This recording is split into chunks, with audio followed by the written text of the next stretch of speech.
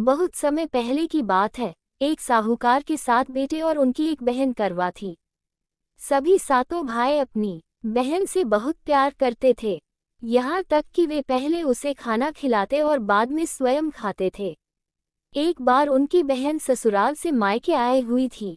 शाम को भाई जब अपना व्यापार व्यवसाय बंद कर घर आए तो देखा उनकी बहन बहुत व्याकुल थी। सभी भाई खाना खाने बैठे और अपनी बहन से भी खाने का आग्रह करने लगे, लेकिन बहन ने बताया कि उसका आज करवा चौथ का निर्जल व्रत है और वह खाना सिर्फ चंद्रमा को देखकर उसे अर्घ्य देकर ही खा सकती है। चूंकि चंद्रमा अभी तक नहीं निकला है, इसलिए वह भूख प्यास से व्याकुल हो उठी है। सबसे छोटे भाई को अपनी बहन की हालत देखी नहीं जाती और वह दूर पीपल के पेड़ पर एक दीपक जलाकर चलनी की ओट में रख देता है। दूर से देखने पर वह ऐसा प्रतीत होता है कि जैसे चतुर्थी का चांद उदित हो रहा हो।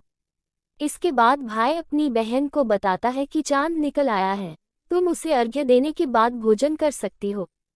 बहन खुशी के मारे सीढ़ियों पर चढ़कर चांद को देखती है, उसे अर्घ्य देकर खाना खाने बैठ जाती है। वह पहला टुकड़ा मुंह में डालती है तो उसे छींक आ जाती है।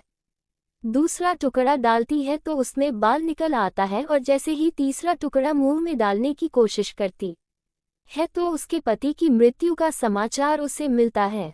वह बौखला जाती है। उसकी भाभी उसे सच्चाई से अवगत कराती है कि उसके साथ ऐसा क्यों हुआ। करवा चौथ का व्रत गलत तरीके से टूटने के कारण देवता उससे नाराज हो गए हैं और उन्होंने ऐसा किया है। सच्चाई जानने के बाद करवा निश्चय करती है कि वह अपने पति का अंतिम संस्कार नहीं होने देगी और अपने सतीत्व से उन्हें पुनर्जीवन दिलाकर रहेगी। वह पूरे 1 साल तक अपने पति के शव के पास बैठी रहती है, उसकी देखभाल करती है। उसके ऊपर उगने वाली सुईनुमा घास को वह एकत्रित करती जाती है। 1 साल बाद फिर करवा चौथ का दिन आता है। उसकी सभी भाभियां करवा चौथ का व्रत रखती हैं। जब भाभियां उससे आशीर्वाद लेने आती हैं तो वह प्रत्येक भाभी से यम सुई ले लो, पेय सुई दे दो, मुझे भी अपनी जैसी सुहागिन बना दो, ऐसा आग्रह करती है। लेकिन हर बार भाभी उसे अगली भाभी से आग्रह करने का कह चली जाती है। इस प्रकार जब छठे नंबर की भाभी आती है तो करवा उससे भी यही बात दोहराती है। ये भाभी उसे बताती है कि चूंकि सबसे छोटे भाई की वजह से उसका व्रत टूटा था, अतः उसकी पत्नी में ही शक्ति है कि वह तुम्हारे पति को दोबारा जीवित कर सकती है, इसलिए जब वह आए तो तुम उसे पकड़ लेना और जब तक वह तुम्हारे पति को जिंदा न कर दे, उसे नहीं छोड़ना। ऐसा कहकर वह चली जाती है। सबसे अंत में छोटी भाभी आती है। करवा उनसे भी सुहागिन बनने का आग्रह करती है, लेकिन वह टालमटोली करने लगती है।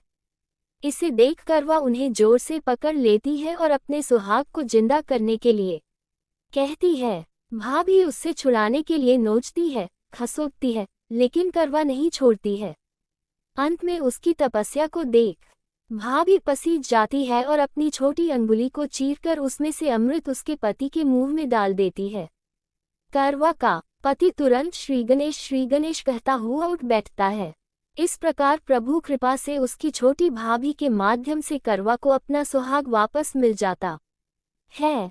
हे श्री गणेश माँ गौरी, जिस प्रकार करवा को चिर सुहागन का वरदान आपसे मिला है, वैसा ही सब सुहागिनों को मिले।